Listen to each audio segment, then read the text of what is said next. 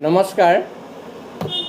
আজি মই শ্ৰী নীলচতিয়াই হঠাতে প্ৰেছ মিট কৰিব লগা হ'ল।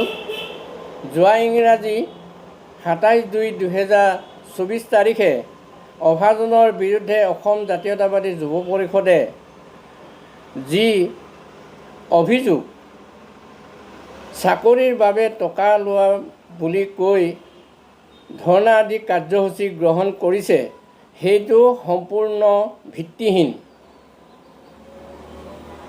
ধেমাজি জিলা অসম জাতীয়তাবাদী যুৱ পৰিষদৰ ধেমাজি জিলা সভাপতি সঞ্জীৱ চেতিয়া, শ্ৰীকৃষ্ণ ভূঞা আৰু শ্ৰী অৰূপ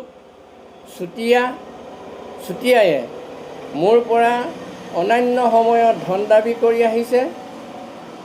তেখেতলোকক বৰ্তমানলৈকে অভাজনে 80,000 টকা দিয়া হয়।